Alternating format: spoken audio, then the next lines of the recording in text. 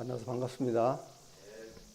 저는 정다니엘 선교사라고 하고 필리핀의 남서쪽에 있는 팔라완 섬에서 이제 선교 사역을 하고 있어요. 한 6년 전 제가 팔라완 그 섬에 가서 지금까지 사역을 하고 있는데, 앞에서 이제 지도에서 보셨지만은 이 팔라완 선이 남북으로 이렇게 길게 뻗어 있습니다. 한 430km 정도 돼요. 그래서 굉장히 긴 섬인데, 마닐라에서 한 1시간 반 정도 비행기 타고 가면 되고, 한 인구가 한 80만 정도 됩니다. 지역에 비해서 그렇게 많지는 않은데, 거기에 이제 부족들도 많이 있고 산에 사시는 분들도 많이 있고, 굉장히가 어떻게 보면 좀 원시섬 같은 그런 섬이에요. 거기서 사역을 하고 있고, 섬 생활하는 게 좀 불편하긴 하지만 이제 섬 사람들이 굉장히 순박해요. 그래서 제가 보기엔 그러니까 필리핀이 좀 위험하다고 하는데, 팔라완처럼 이렇게 안전한 곳은 없는 것 같아요. 거기서 사역을 하고 있고, 그리고 특별히 제가 너무나 존경하고 사랑하는 우리 전 목사님과 함께, 그리고 또 이렇게 성도님들과 함께 말씀을 나눌 수 있게 해서 너무너무 감사드리고,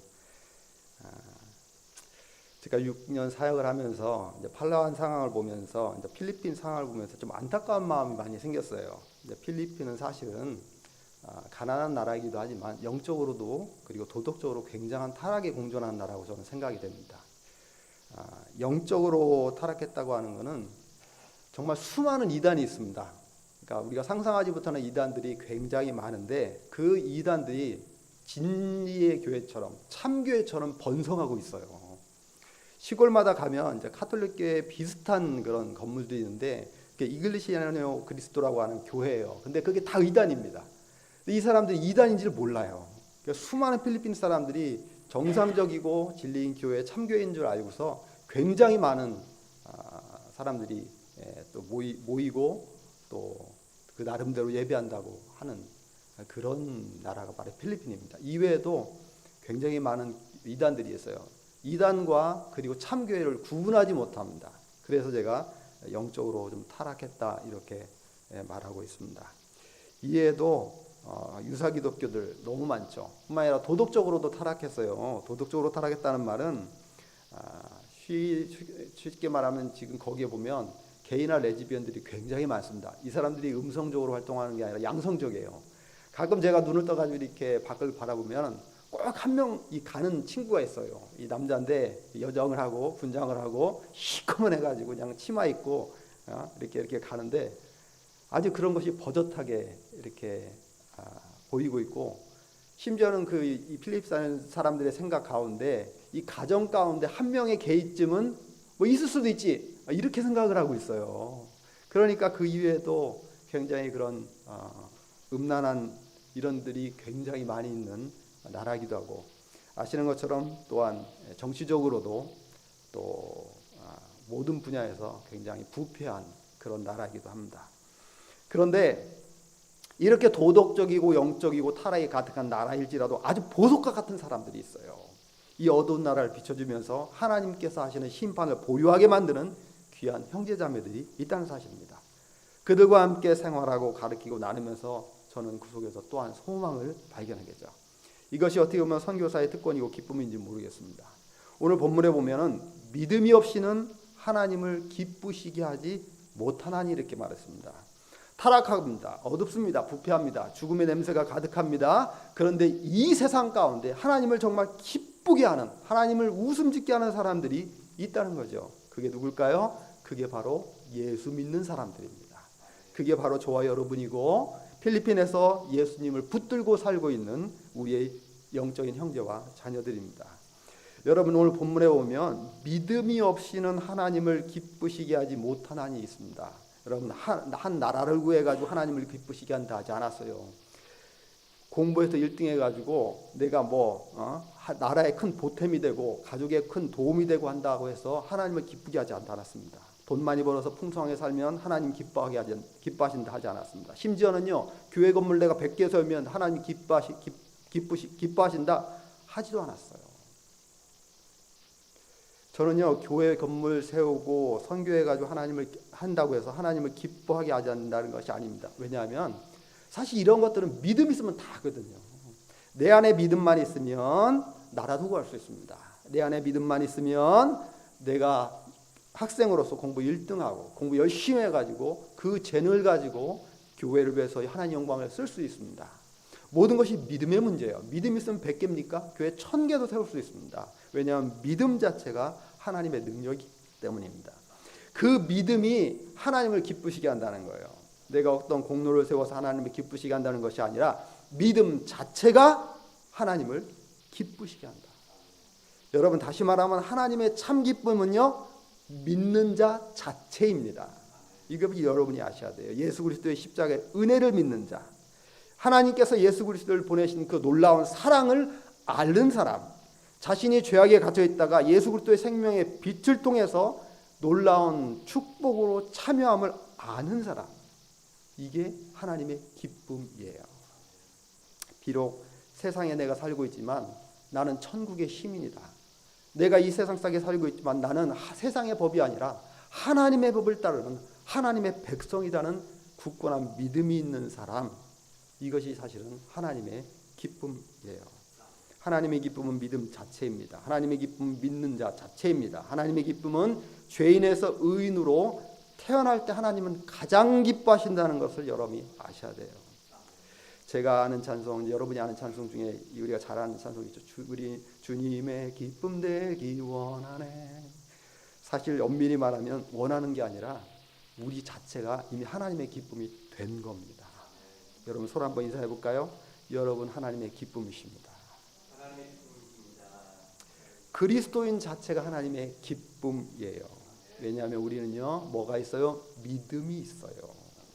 믿음만이 하나님을 기쁘시게 할 수 있습니다. 믿음 있으면 나라도 구합니다. 믿음 있으면 좋은 성적도 거둘 수 있고, 믿음 있으면 교회 100개를 세울 수 있고, 믿음 있으면 하나님 영광을 드리는데 부족함이 없습니다. 제가 주로 가르치는 사역이, 제가 하는 사역이 가르치는 사역이에요. 신학교도 가르치기도 하고, 그리고 또 1:1 제자 양육도 하고, 또 직장인들, 또 제자 훈련도 하고, 청소년들, 또 남성교회, 또 수많은 사람들 가리키는 것이 제 주 사역입니다. 그래서 월요일부터 토요일 빼면은 매일의 훈련이 있어요. 저는 그들을 만날 때마다 너무너무 행복해요. 그들을 만나면서 그들과 가리키면서 나누면서 하나님의 영광을 보이면서 그들의 믿음이 성장하는 것을 보거든요. 그것이 참 기쁨이고 어떻게 보면 굉장한 특권이라고 생각했습니다. 전혀 믿음이 없는 청년이 있었어요. 아시는지 모르겠지만 이 필리핀이 카톨릭 국가입니다. 그러니까 카톨릭 교회들이 굉장히 많아요. 그런데 그 청년이 자기는 어머니 아버지가 카톨릭 교회를 다녀서 자기도 카톨릭 교인이라는 거예요. 그런데요, 제가 같이 훈련하면서 안 사실은 카톨릭 교회를 다니는데 예수님의 은혜를 모르고 하나님을 만날 수가 없다는 사실이에요. 그냥 다니는 겁니다. 그냥 부모 따라서 다니는 거예요. 그냥 예배하는 거, 미사하는 겁니다. 근데 그들을 모아서 이제 훈련을 해요. 훈련하면서 복음을 들려줬죠. 예수님께서 왜 죽으신지 아니? 예수님께서 왜 너를 위해서 십자가 죽으셨는지 아니? 네가 그걸 믿으면 어떤 삶을 사는지 아니? 어떻게 우리가 하나님을 만날 수 있는지 아니? 하면서 조목조목 얘기를 해줘요. 그 복음을 듣는 순간 그 청년이 그걸 받아들입니다. 그리고 은혜를 받습니다. 십자가의 은혜를 받습니다. 하나님의 사랑의 은혜를 받습니다. 그리고 기쁨이 충만합니다. 훈련할 때마다 그때부터 우는 거예요. 공부만 하면 우는 거예요. 감사해서 울고 기쁨에 겨워서 울고 자기가 얼마나 놀라운 존재인지를 알고. 여러분, 그런 청년을 보면요, 선교사가 아무리 힘들어도 막 힘이 나는 거예요. 너무너무 힘들고 너무너무 감사한 거예요. 너무너무 행복한 거예요. 여러분, 제가 이렇게 행복한데 하나님은 어떠셨을까? 저는요, 하나님은 저보다 더 기뻐할 것이라고 믿습니다. 지금도 여러분 보면서 기뻐하시는 거죠. 이 주일날 하나님의 성소에 나와서 하나님을 찬양하고 하나님을 예배하고 하나님 말씀을 듣고 하나님을 믿을 수 있는 그런 놀라운 삶을 사는 그런 여러분을 보면서 하나님은 너무너무 기뻐하시라고 저는 믿습니다. 제가 자녀가 셋이에요. 첫째, 둘째가 있고 여기 우리 막내 아들이 있는데 이제 텀이 좀 길어요. 늦둥이거든요. 근데 제가 결혼하고 나서 첫째, 둘째는 순식간에 그냥 어떻게 다녔는지도 모르고 나고 길었어요. 정신없이 뭐 지나가더라고요. 그런데 이제 늦둥이를 보다 보니까 좀 여유가 생긴 것 같아요. 그런데 그 당시에는 이제 아이가 우리 막내가 태어날 때 이 부모가 이제 아버지가 분만실 들어가는 게 좀 유행이었어요. 그 당시만 해도. 그래서 이제 의사가 이렇게 밖에 있는데 부르더라고요. 제가 들어갔어요. 들어갔더니 이 아이는 나와서 탯줄이 엄마 배하고 이렇게 연결되어 있는 거예요. 그 수술가위로 이렇게 딱 짚고서 잘라보라는 거예요. 여러분, 제가 들어가서 탯줄을 탁 잘랐는데 그 놀라운 은혜라는 거, 그 기쁨이라는 걸 상상할 수가 없더라고요. 물론 첫째, 둘째 사랑합니다. 그런데 내가 직접 탯줄을 자르는 그 순간 5만 가지 생각이 다 들더라고요. 감격이 막 펑펑펑 물르는데 너무너무 감사한 거예요. 제가 그걸 평생을 잊지 못합니다. 여러분, 탯줄 자를 때 그 기쁨이 어떤 기쁨인지 아십니까? 아마 여러분도 아실 거예요. 자신의 아이가 태어나고 또 새로운 생명이 태어날 때. 그런데 여러분, 그 기쁨 못지않게 죄인이 의인이 되는 순간, 죽음의 삶 속에서 새로운 삶을 가진 의인이 되는 순간, 그때 하나님은 탯줄을 짜는 그 기쁨 이상의 기쁨을 소유하고 계신다는 사실이에요. 이 하나님의 기쁨을 알 때 우리는 믿음의 삶을 살 수가 있는 것입니다. 하나님은 여러분, 하나님의 기쁨은 여러분이십니다. 여러분의 믿음이 하나님을 기쁘시게 하십니다. 여러분이 이미 하나님의 기쁨이십니다. 할렐루야. 그런데 오늘 본문에 보니까 한 걸음 더 나아갑니다. 하나님은 믿음 있는 자를 기쁘시게 하는데 어떤 믿음 있는 자를 기쁘시게 하느냐? 하나님께 나아가는 자는 그 반드시 그가 계신 것과, 이게 중요해요. 하나님께 나아가는 자는 바로 그리스도인 말하죠. 예수 그리스도의 보혈로 공로로 우리는 하나님 앞에 당당히 나아갑니다. 죄인이었을 때는 하나님 밖에 나갈 수가 없습니다. 왜냐하면 죄인은 하나님의 심판으로 나타나요. 하나님의 의가 죄인에게는 심판이 됩니다. 하나님 앞에 나아간 죄인은요, 오직 죽음의 판결밖에는 받질 못합니다. 죄의 삭은 사망이기 때문이죠.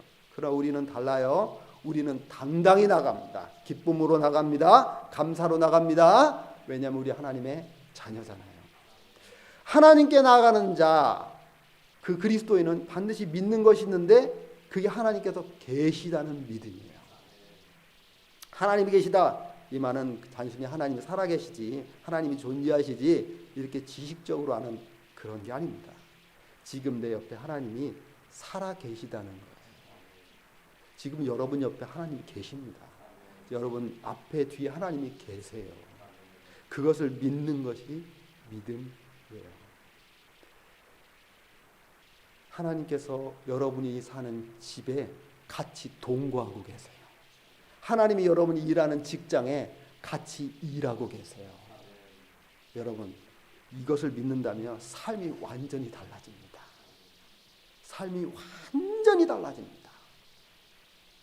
이것을 믿어야 돼요. 이것을 믿을 때 우리는 믿음이라고 하는 것입니다. 하나님은 저 멀리 지켜보는 하나님이 아닙니다. 근데 수많은 그리스도인들이 하나님이 안 계신 것처럼 생각을 합니다. 교회에 오면 하나님이 계시는데 교회에 나가기만 하면 하나님이 안 계세요. 예배할 때는 하나님의 은혜가 충만한데 밖에서 생활할 때는 화가 충만해요. 불만이 충만해요.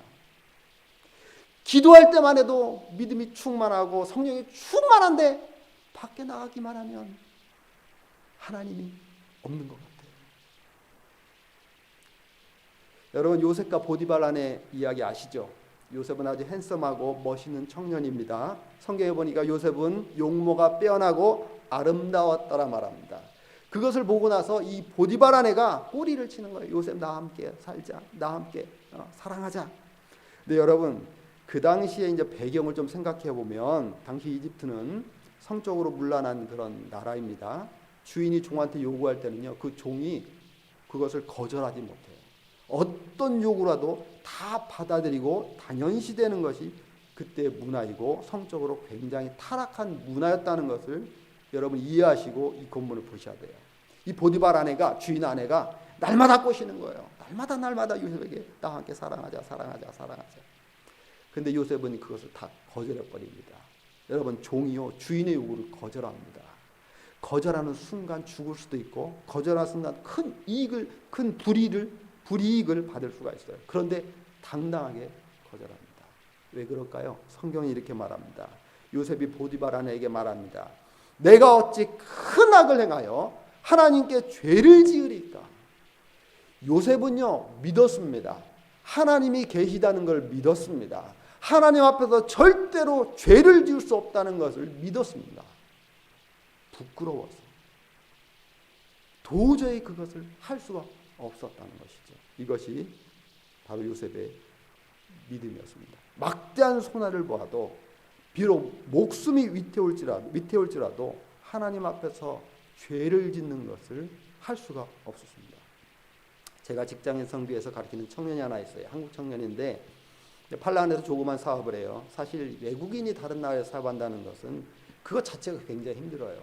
불법인 경우도 많고, 이 청년도 수년 동안 정말 많은 사업을 했습니다. 성공하기도 하고 실패도 하고, 그 당시에 팔라와 났을 때는 거의 바닥에 내려갔어요. 완전히 딱 거지가 됐습니다. 쉽게 말해 상거지가 됐어요.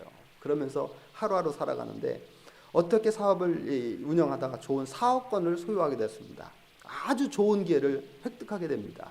골재 사업인데 자갈이나 모래를 팔아가지고 이렇게 모래를 퍼서 이렇게 파는 그런 사업이에요. 어떻게 보면 현대팔 봉이 긴선절 같은 그런 사업인데, 이제 시작만 하면 그동안의 고생이 다 끝나는 거죠. 끊임없이 자갈이 내려오고 끊임없이 모래가 있으니까 퍼가기만 하면 그냥 돈이 술술술 들어오는 겁니다. 그런데 이 한 차, 그러니까 우리 이 트럭으로 한 차 나갈 때 이제 파는 돈이 한 15만 원, 우리 돈으로 15만 원 정도 된다고 하더라고요. 근데 그 중에 세금만 10만 원이에요. 그러니까 한 차 나가면 5만 원 자기가 갖고 10만 원은 세금으로 내야 됩니다. 그러니까 이게 이 사업 자체가 세금이 굉장히 크다고 하더라고요. 필리핀 노동자 한 달 월급이 한 20만 원 됩니다. 그러니까 굉장한 수익을 얻을 수 있는 그런 장사이죠. 그런데 어느 날 세금 담당하는 사람이 찾아왔답니다. 그리고 이렇게 말하답니다. 야, 너 나 한 차 나갈 때 15만 원, 한 차 나갈 때 세금 10만 원 내잖아. 너 나한테 2만 원 줘. 그럼 내가 세금 면제해 줄게. 그러면요 어떻게 됩니까? 이득이 15만에서 2만 원 세금 징수원한테 주면 13만의 이득을 얻을 수 있는 거예요. 여러분 얼마나 구미가 당깁니까? 그냥 나가서 5만 원 버는 것보다 세금 찔끔 내면 훨씬 많은 2배 이상의 이득을 얻을 수가 있는 거예요. 그러면 빚도 다 갚고 생활을 할 수가 있는 것이죠. 제자 훈련할 때 그 얘기를 하더라고요. 그러면서 뭐라고 하는 거예요? 목사님 어떻게 하면 좋을까요? 이 청년 마음에도 이제 갈등이 있는 거예요. 이 청년이 굉장히 힘든 가운데 예수님 만났거든요. 근데 예수님 만나고 나서 이제 좀 제대로 한번 살아봐야 되겠다. 정직하게 살아봐야 되겠다. 이렇게 결심하고 왔는데 막상 또 그런 유혹에 당하니까 마음이 흔들리는 거예요. 그래서 나한테 와가지고 내 조언을 하는 거예요. 실제 그 처형 마음에는 목사님 제가 이렇게 힘든데 이거 조금 눈 감아주시면 내가 이거 끝나서 내가 정직하게 한번 해볼게 하는 마음이 있었던 거예요. 내가 그 청년 마음을 알죠. 제가 뭐라고 했을까요? 그래, 너 그동안 정말 고생 많이 했고 이제 거의 이 빚이 산더미 차여가지고 그것도 다 못 갚는데 그래 빚 갚을 동안 그렇게 하고 나서 나중에 정직하게 하라. 제가 그렇게 말했을까요? 전 그렇게 하지 않았습니다. 딱 한마디 했어요. 나는 하나님 살아계신 거 믿는다. 하나님께서 살아계신 거 믿는다. 그 한마디 딱 했습니다. 그 다음 주에 청년이 왔더라고요. 목사님 제가 정석대로 하겠습니다. 여러분 이것이 그리스도인 아닙니까? 하나님이 살아계시는 걸 믿는 순간 삶이 달라지는 것이 정석 아닙니까? 예수 믿는데도 삶이 달라지지 않아요. 예수 믿을 때와 예수 믿고 난 후에 삶이 달라지지 않아요.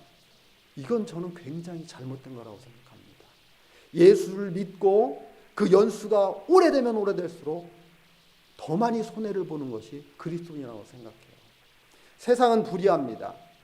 세상 자체가 불의합니다. 그 불의한 삶 가운데 의인으로서 예수 믿는 자로서 산다고 하는 것은 쉽지 않아요. 그래서 마태복음에 뭐라고 합니까? 축복과 핍박을 같이 받는다고 했어요. 겸하여 받는다고 했어요. 왜 핍박을 겸하여 받습니까? 예수 믿으려면 세상의 법과 타협하면 안 되잖아요.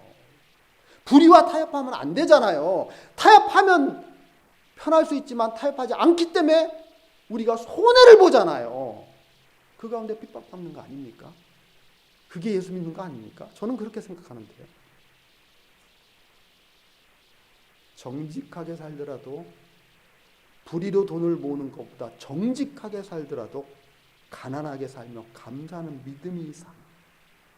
세상의 불합리와 부정에 단호하게 아니라고 할 수 있는 믿음. 믿음을 타협하기보다는, 그래서 믿음을 타협하면서 편안하고 안락하게 사는 삶보다는 핍박을 보더라도, 손해를 보더라도 거기에 감사하며 하는 삶. 저는 그런 삶이 그리스도의 삶이라고 생각합니다. 그게 오늘 본문에 말하는 것입니다. 하나님이 살아계시는 걸 믿는 믿음이 그리스도의 삶이라는 거죠. 마지막으로 세 번째, 하나님을 찾는 자에게 상 주신이심을 믿어야 할지냐 이렇게 말했어요. 하나님은 상 주시는 분이십니다. 하나님은 놀라운 축복을 부어주기를 원합니다. 하나님 우리에게 이미 축복을 주셨어요. 그것은 영생입니다. 영생은 영원한 생명이죠. 영생은 하나님을 소유한 삶입니다. 영생은 예수님을 알게 되는 삶입니다. 영생은 천국의 힘이 되는 삶입니다. 영생은 하나님의 자녀된 신분에 획득된 놀라운 축복입니다. 그런데 이 영생을 소유한 그리스도인에게 하나님은 더 큰 상을 주기를 원하세요. 그런데 여러분 아십니까? 상은요, 대가가 필요합니다. 영생은 거저주는 선물이에요. 영생은 창세전에 선택한 자에게 주신 놀라운 은혜입니다. 영생은 노력으로 받을 수 없습니다. 영생은 예수 그리스도의 은혜로 말미암아 값없이 주어지는 선물이라 말하고 있습니다. 그러나 여러분, 상은요 반드시 노력과 대가와 희생과 땀이 필요합니다. 얼마 전에 베이징 동계올림픽이 열렸습니다. 우리 선수들 경기할 때마다 정말 손에 땀을 쥐게 합니다. 저는 그때 굉장히 인상 깊은 한 장면이 있었어요. 이 최민정 선수 아시죠? 얼음공주라고 부르는 그 최민정 선수가 1000m 은메달을 땄을 때 은메달이 척근되는 순간 눈시울을 쫙 흘리는 장면을 봤어요. 왜 그랬을까? 아마 그동안 흘렸던 수많은 땀의 대가, 그것을 상으로서 받는 그 기쁨 때문이었을 거라고 생각이 돼요. 상은요, 땀을 흘린 사람에게만 주어집니다. 오늘 본문에서 보면 상을 주시는 하나님을 믿어라 이렇게 말하죠. 믿음은 하나님이 상 주시는 분이라는 걸 믿는 거예요. 하나님 물질로 상을 주십니다. 하나님 영적인 충만함의 상을 주시기도 합니다. 하나님의 지식과 지혜와 능력의 상을 주시기도 합니다. 상은요, 그 사람이 가장 원하는 것 아닙니까? 올림픽에서요, 그 금메달 하나 따려고 수년 동안 피와 땀을 흘린 거 아닙니까? 최민정이라는 선수, 그리고 이 올림픽에 있는 선수들은요, 수년 동안 뭐 했을 거예요? 최민정 선수 맨날 이거 한 거예요. 밥만 먹으면 이거 한 거예요. 밥만 먹으면 밥만 먹어요. 밥 먹고 스테이지장 가가지고 맨날 이거 한 거예요. 하루 종일. 4년 동안, 10년 동안, 20년 동안. 요즘 보니까 제가 여기 오다 보니까 벚꽃이 얼마나 아름답습니까? 이 주일날 또 주말 또 시간 날 때마다 벚꽃 보면 한번 가는 것이 요즘 사람들 낙 아닙니까? 그런데 이 친구들은 그거 다 포기한 거예요. 먹을 거 포기하고 좋은 거 다 포기하고 오직 하나만을 위해서 평생을 사는 거예요. 그리고 이것만 하는 거예요. 이것만 평생. 근데 그 상을 받은 거예요. 그러니까 얼마나 기뻤을까요? 상을 받기 위해서는요, 이처럼 눈물과 시간과 노력이 필요해요. 그러면 예수님께서 오늘 본문에 보니까 어떤 사람에게 상을 주냐? 하나님을 찾는 자에게 상을 주신다는 거예요. 뭐라고요? 하나님을 찾는 자예요. 여러분, 우리는 여기서 놀라운 진리 하나 발견해야 돼요. 하나님 우리에게 항상 행위보다 마음을 요구하신다는 사실입니다. 하나님을 찾는 자, 하나님을 찾고자 하는 마음이 먼저 있어야 돼요. 하나님을 찾고자 하는 마음을 가질 때 비로소 하나님을 찾는 행위를 할 수가 있거든요. 성경에서 보면 정말 인자하신 예수님, 가난한 자와 함께 하시는 하나님, 병든 자를 고치시는 하나님, 그 하나님께서 아주 험한 말을 한 그런 그룹이 하나 있는데 그 그룹이 바리새인입니다. 바리새인을 향해서요, 외식하는 자요, 독사의 자식아 그랬습니다. 왜 그렇습니까? 그들의 행위는요, 완벽했습니다. 바리새인은 철저히 시볼주였습니다. 철저히 금식을 정기적으로 했습니다. 십계명 철저히 지켰습니다. 그 계명 지키기 위해서요, 318개 율법까지 만들어가지고 철저하게 지켰어요. 그런 완벽한 순종의 행위를 가진 그들에게 예수님은 가장 심한 말을 하세요. 이 독사의 새끼들. 왜 그럴까요? 그들은 행위는 있었지만 겉모습은 그럴싸했지만 그리스도인처럼 보였고 경건하게 보였지만 하나님을 사랑하는 마음이 없었습니다. 이웃을 진심으로 불쌍히 여기고 긍휼히 여기는 마음들이 없었어요. 그들의 목표는 율법을 지키는 게 목표였습니다. 주일날 예배 참석하는 것이 목표였지, 주일날 예배를 통해서 은혜를 받고 주일날 예배를 통해서 믿음이 증전되고 그 믿음을 통해서 세상에서 믿음의 삶을 살려가는 그런 마음이 없었어요. 율법을 통해서 성도를 착취했습니다. 율법을 통해서 성도를 압박했습니다. 율법을 통해서 상처를 줬습니다. 기도를 정기적으로 하지만 기도를 통해서 회개와 겸손을 배우지를 못했습니다. 더욱 교만합니다. 더욱 정죄합니다. 그들 향해서 말하는 거예요. 이 외식하는 자들아. 오늘 본문 말합니다. 나는 하나님을 찾는 믿음을 가진 자에게 상 주시는 하나님을 믿어라. 하나님을 찾는다는 것은 단순히 성경 배우고 예배 참석하고 소그룹만 하는 정도가 아닙니다. 그걸 뛰어넘습니다. 모든 것을 팔아서 하나님을 발견하고 배우려는 불타는 의지입니다. 하나님을 사랑하는 마음과 하나님을 발견하고 배우려는 의지가 있을 때 그때 하나님의 상을 받을 수 있다고 오늘 성경은 말하고 있어요. 그냥 마음만 있으면 안 돼요. 의지가 있습니다. 여러분 마태복음 보면 감추인 보화를 찾는 비유가 나오죠. 한 사람이 밭을 일구다가 보화를 발견합니다. 그리고 그 보화를 사고 싶어가지고 그 보화 있는 밭을 사고 싶어가지고 보화를 다시 숨겨놓고 집으로 돌아왔어요. 그 다음에 뭐 했어요? 집으로 돌아가자마자 자기가 끊는 거 다 팔았습니다. 집 팔고 차 팔고 냉장고 팔고 통장에서 돈 찾고. 왜요? 보화 있는 그 밭을 사기 위해서. 여러분 그랬을 때 저는 이런 생각을 해요. 주위에 있는 가족들이 뭐라고 했을까요? 갑자기 일하다 말고 와가지고 막 다 파는 거예요. 집에 있는 걸 다 파는 거예요. 차도 팔고 집도 팔고 냉장고 팔고 다 파는 거예요. 가족들이 뭐라고 했을까요? 저 미쳤나 그러면서. 일하고 와가지고 미쳤나 그러네요. 미쳤나 그러는 거예요. 아무도 그 속을 모르잖아요. 아무도 그 밭에 보화가 있다는 걸 모르잖아요. 그 쓸모없는 밭을 자꾸 산다는 거예요. 그러니까 집을 다 파는 거예요. 모든 걸 다 파는 거예요. 미쳤다.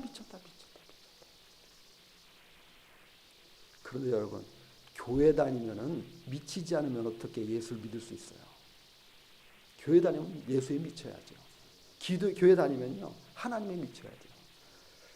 저는요 정말 미쳤다는 소리를 예수 믿고 나 지금까지 계속 듣습니다. 끊임없이. 미친놈. 아니 지금 나이가 몇인데 자식들은 한국에 다 내팽겨쳐 놓고 돌보지도 않고 너만 가가지고 뭐 선교한다고 뭐 한다고.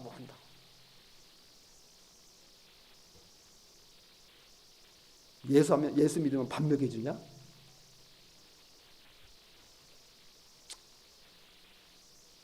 예수 믿으면 미칩니다. 하나님의 은혜에 미치고 하나님의 사랑에 미치고 하나님을 더욱더 가까이 가고 싶어서 미쳐요. 다시 본문으로 오면 이 사람이요 다 파냅니다. 아무리 옆에서 미쳤다고 해도 아랑곳하지 않습니다. 왜요? 보화가 있거든요. 밭에 숨겨놓은 보화가 있거든요. 그것이 그의 일평생의 목적이거든요. 여러분 이런 사람이 하나님을 찾는 사람입니다. 이런 사람이 상을 받는다고 얘기하는 거예요. 그 보화를 발견하기 위해서 하나님이 준비하신 상을 위해서 일평생 하나님을 찾는 일을 그치지 않습니다. 보화가 되신 하나님, 보화가 되신 예수님, 하나님이 준비하신 은혜의 보좌, 하나님을 찾고자 하는 마음과 불타는 의지를 통해서 살아갈 때 여러분 그때 하나님의 상을 받는다고 본문은 말하고 있습니다. 이런 사람을 그리스도인이라고 말하고 있습니다. 미국의 존 스토트 목사님이 이런 말을 하고 있어요. 자신의 삶은 하나님을 추구하는 삶이었다. 하나님을 일평생 찾았고 하나님을 일평생 발견했고 하나님을 일평생 만나고자 했다. 일평생이에요. 일평생. 잠깐이 아닙니다. 일평생. 저는요 선교사로서 살면서 정말 행복한 건 이것 때문이에요. 저는 사실 선교사를 간다고 생각조차는 안 했습니다. 저는 선교 훈련도 안 받았고요. 선교에 대한 큰 비전도 없었고요. 그냥 그 괴산에서 목회를 했었거든요. 목회를 하면서 그냥 거기서 국내 사역하면서 이렇게 하려고 했었고 선교사님 후원도 하고 좀 그런 거를 하려고 했었지 제가 직접 선교사로 간다는 건 꿈에도 생각 못했어요. 근데 하나님께서 가라! 어떻게 합니까? 가라고 하면 가야지. 내가 하나님의 종인데. 그래서 갈 때 캐리어 딱 3개 들고 갔어요. 캐리어 3개. 저는 아무것도 몰랐어요. 팔레안이 어디 있는지도 몰랐고 그때 처음 들었어요. 팔레안이 어떤 지역인지 또 어떤 선교를 해야 되는지 선교를 어떻게 하는지 전혀 모르고 무식하게 갔습니다. 무식하면 용감하다고 가라고 하니까 그냥 가방 3개 들고 간 거예요. 우리 가족 하나씩 내 가방 하나 애들 가방 하나 이렇게 해가지고 딱 갔어요. 그래서 지금 여기 5년 동안 있는 것이죠. 저는요 선교사로서 삶을 후회하지 않습니다. 너무 행복해요. 너무 행복해요. 한국에서 모든 것들을 버려두고 타지에서는 육체적으로 힘들고 또 경제적으로 힘들고 그랬지만 영적으로는 너무너무 행복해요. 코로나가 시작되어서 지금까지 제가 선교사역지에 계속 머물렀었거든요. 사실은 제가 나오려고 하지 않았어요. 한국에 나올 생각이 전혀 없었고 한국에 나올 수도 없었어요. 왜냐하면 그 코로나 당시에 제가 만약에 한국을 들어왔다면 다시 필리핀을 들어갈 수가 없었어요. 그러니까 들어갈 수 없으니까 제 사역 그리고 내가 사랑하는 형제 자매들 같이 만날 수가 없었기 때문에 저는 아예 나올 생각조차 못했습니다. 그런데 정말 저희 아버님이 갑자기 소천하셨어요. 지난해부터 이제 암을 앓고 계셨는데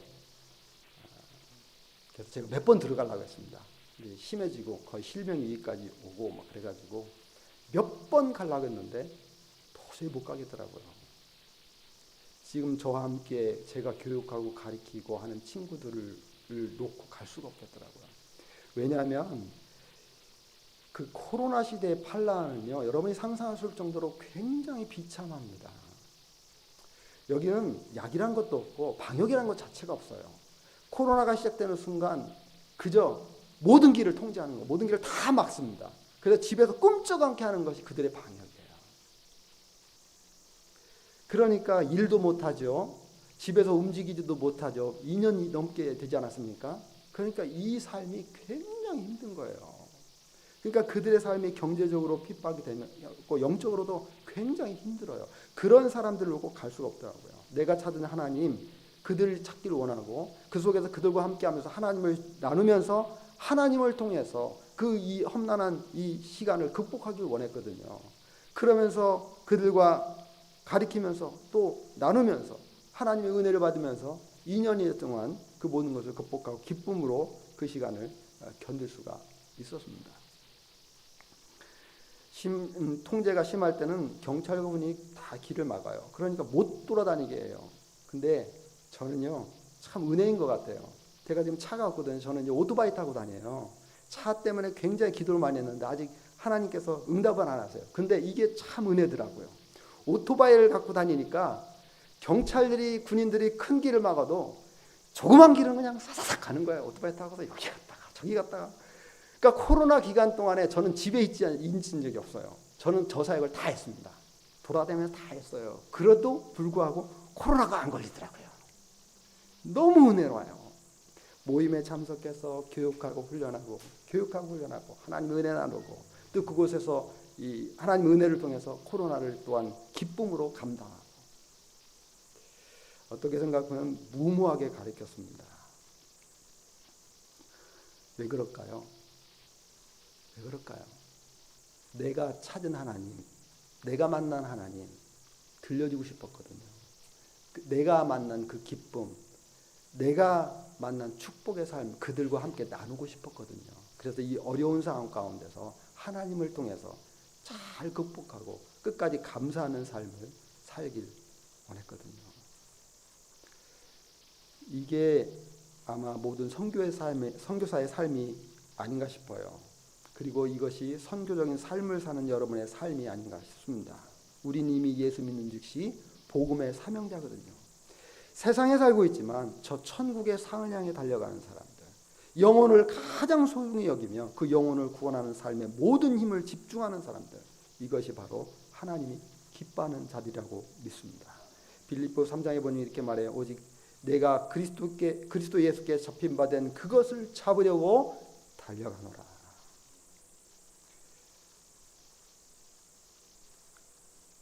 이것이 바울의 신앙이고 선교사들과 그리고 여러분의 고백일 줄 믿습니다. 우리 이 세상교회 그 협동 목사이신 이영국 목사님 참 이제 다 사역 정리하시고 또 이렇게 새로운 선교지에서 사역을 하시는데 너무 감사하더라고요. 이 교회는요 정말 축복받는 교회라고 생각해요. 네? 그렇게가 쉽지 않습니다. 선교지라는 것 자체가 쉽지 않아요. 선교를 혼자 하는 게 아니죠. 선교사 앞에서 행동하지만 그 선교사에 함께 동참하고 기도하고 그런 성도와 교회가 없다면 어떻게 사역이 지속될 수 있습니까? 여러분 이 선교사님 위해서 여러분 많이 기도해 주세요. 저는 사람들을 만날 때마다 늘 하는 얘기가 똑같습니다. 저를 위해 기도해 주십시오. 저를 위해 기도해 주십시오. 선교라는 자체가 영적인 전쟁이에요. 기도의 지원을 받았을 때 내가 바로 선교할 수 있지 기도의 후원 없이는 절대로 바른 선교를 할 수가 없습니다. 여러분 이송교 사님 위해서 많이 기도해 주시고 또 전 목사님 위해서 많이 기도해 주시고 시간이 남는다면 저를 위해서도 기도해 주시고 저는요 이미 노후 계획까지 다 정해졌습니다. 저는 노후 계획이 별거 없습니다. 저는 제가 하나님 앞에 부르시는 날까지 선교 사역 현장에 가르치고 싶어요. 가르치는 것도 입만 있으면 되잖아요. 뭐 필요한 게 있습니까? 가르치고 쫓아다니고 가르치고 쫓아다니고. 저는 그 생각만 하면 너무너무 행복한 거예요. 저는 정년이 없고 은퇴가 없습니다. 끝까지 가는 거죠. 여러분, 근데 그것이 저만의 삶이 아니죠. 여러분도 마찬가지 아닙니까? 한번 예수 믿는 순간 여러분의 삶은 하나님을 만나는 천국 가는까지 계속 지속되는 거죠. 믿음의 삶을 사는 사람이 참 그리스도인입니다. 사랑하는 성도 여러분, 여러분 하나님의 기쁨이십니다. 여러분의 믿음으로 말미암아 하나님 기뻐하십니다. 그리고 여러분과 같은 믿음의 사람을 전도하고 양육하는 것 또한 하나님의 기쁨이십니다. 하나님은 또한 살아계십니다. 여러분의 삶 속에 깊숙이 관여하고 계십니다. 믿음으로 사십시오. 손해를 보더라도 믿음으로 사십시오. 핍박이 있더라도 믿음으로 사십시오. 하나님만 바라보시고 사십시오. 하나님은 상 주시는 분이십니다. 하나님을 찾는 자에게 상 주십니다. 하나님을 찾는 마음이 갈급한 자들에게 상 주십니다. 밭에 숨겨둔 보화를 발견하는 사람처럼 모든 것을 다 뒤로하고 하나님만을 좇을 때 그 나머지 것이 쫓아오는 거예요. 그것이 그리스도인 아닙니까? 사랑하는 여러분, 여러분은 놀라운 믿음을 소유했어요. 놀라운 축복을 소유했어요. 이 믿음과 함께 예수 그리스도의 그 놀라우신 상을 바라보며 나갈 수 있는 그런 놀라운 삶이 사기를 주님의 이름으로 축원합니다. 기도하겠습니다. 전능하시고 오래하신 우리 아버지 하나님,